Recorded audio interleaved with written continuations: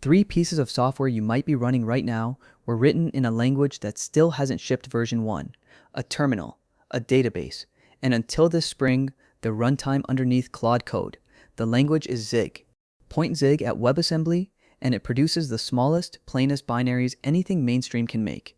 That pairing is why people keep saying Zig is coming for C++ and Rust. I want to settle both halves of that. Against C++, the threat is real and already in production. Against Rust, Zig just lost badly, because in May, the largest Zig codebase on the planet stopped being a Zig codebase. Bun ported 535,000 lines of Zig into Rust. It took 11 days. Not one line of that was typed by hand. 64 Claude instances ran in parallel, and the token bill came to $165,000. 2 weeks after that merge landed, Zig's creator banned AI written code from the language entirely. So one project bet everything on machines writing code, and the language underneath it answered by betting everything against it. Hold on to that because it explains the ending. First, the technical case, because it's stronger than the drama makes it sound. WebAssembly finally arrived this year. 67% of developers surveyed say they run it in production, up from 47% in 2024, and it left the browser. 52% of production WebAssembly deployments now target something that isn't a browser at all. Cloudflare alone reports over 10 million WASM-powered requests a second, and a third of Workers deployments now ship a WASM module, up from 12% in 2023. That shift changes what matters about your binary. In a browser, module size is a download you pay for once. At the edge, module size is cold start latency, and you pay it on every invocation that lands on a cold worker, which is where Zig gets interesting. Target WASM 32 freestanding, and there's no garbage collector, no hidden allocator, no exception unwind tables, no runtime waiting to be officialized. The module holds what you wrote and nothing else. Here's what that buys. A math library with 20 exported functions built in release small mode comes out under 600 bytes, not 600 kilobytes, 600 bytes for the whole module. The comparison people quote next is a hello world, roughly 100 bytes out of Zig, roughly 200 kilobytes out of Rust, 2000 to 1. And that comparison is rigged, so let me take it apart myself. The Rust number is an unoptimized WASM-pack build dragging JavaScript glue and the standard library along with it. Build it for release, strip the symbols, run WASM opt in its size mode, and you cut another 10 to 30% off. The gap is real. It is nothing like 2000 to 1. And on raw execution speed, the two sit in the same league. Neither one has a garbage collector to pause on you. So if size and speed are basically a wash once you optimize properly, size was never going to be the thing that wins this. The thing that might is much less glamorous. This is the entire build. One command, one flag for the target. No mscripting, no toolchain to install, no package that downloads a compiler behind your back, and the ceiling keeps rising. WASM 0.3 landed this February with native async, real futures and streams across the component boundary. Component model 1.0 is expected late this year or early next. That is when modules from different languages start composing without glue code. Now the part that actually threatens C++. The Zig compiler has a second job. ZigCC is a drop-in replacement for GCC and Clang. It accepts the same flags because Clang is embedded inside it, and it cross-compiles by changing one argument. Zig ships about 45 megabytes covering every architecture it supports, plus multiple glibc versions, plus Windows. The equivalent muscle toolchains run about 85 megabytes each per architecture. This isn't a demo. People build Postgres with it. You can point an existing C project at Zig as its compiler and never write a single line of Zig yourself. That's the threat, and it has nothing to do with syntax. Zig doesn't ask you to rewrite anything or retrain anyone. It replaces the toolchain underneath the code you already have, and cross-compiling stops being a weekend project. C++ can survive a competing language. It is much harder to survive a better build story. The language underneath is doing something unusual too. Zig runs ordinary Zig at compile time.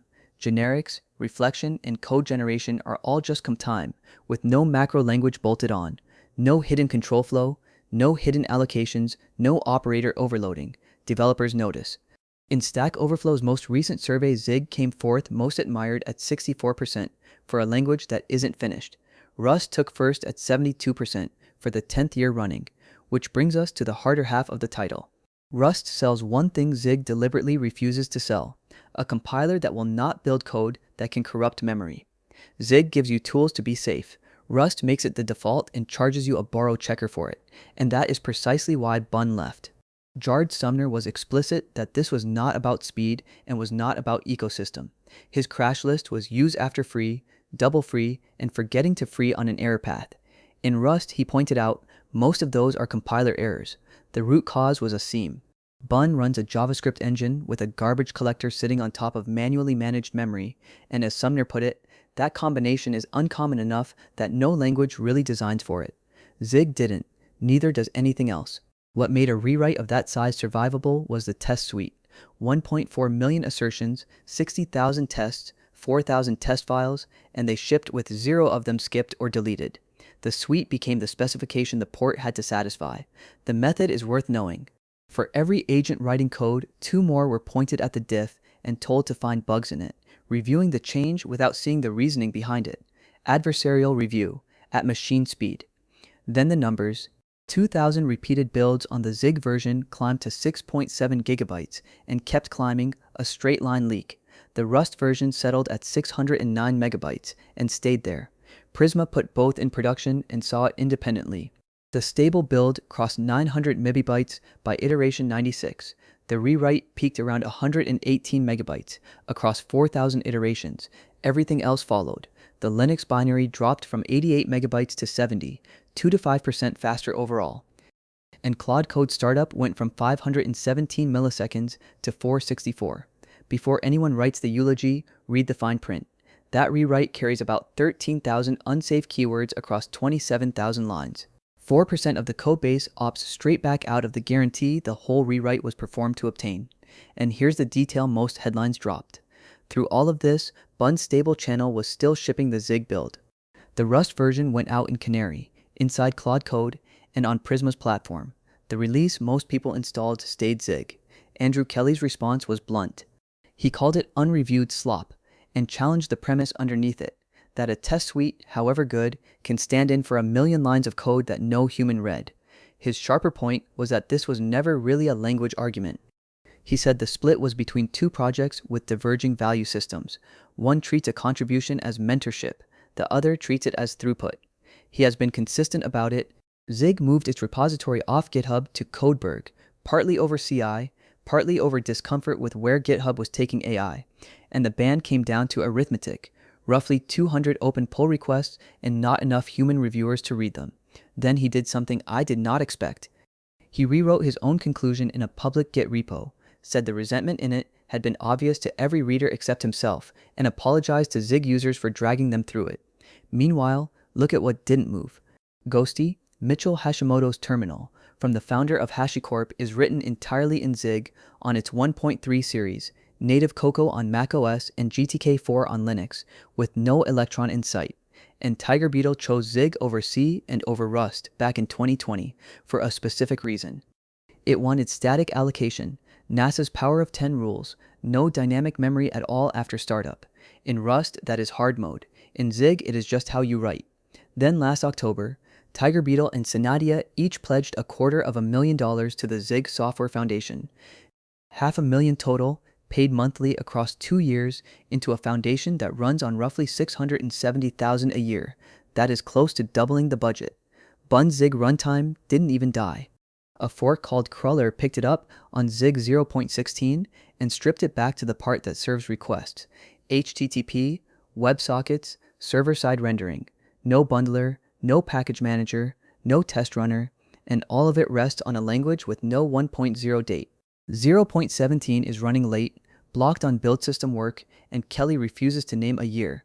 People watching closely guessed 2027, and he would rather ship it right than ship it soon. So, the scorecard. Against C++, Zig is already winning where it counts, and you can adopt it tomorrow without rewriting a line. Against Rust, it just lost its flagship project. The reason was not speed, and it was not binary size. It is that Rust catches a class of bug that Zig, by design, leaves to you. What Zig really threatens is the assumption that replacing C means adopting a new language. It doesn't. It means replacing a compiler. And the teams that stayed back that with their wallet.